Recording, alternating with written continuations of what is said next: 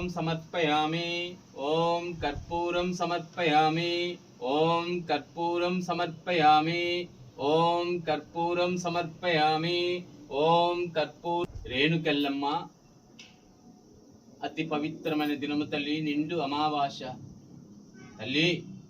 నిండు మనసుతో ఆరతి అందుకో తల్లి. ఈ శుభదినమున మీ మహిమగల్ల పాదాల కడ ఉండి అతి భక్తితో మిమ్మల్ని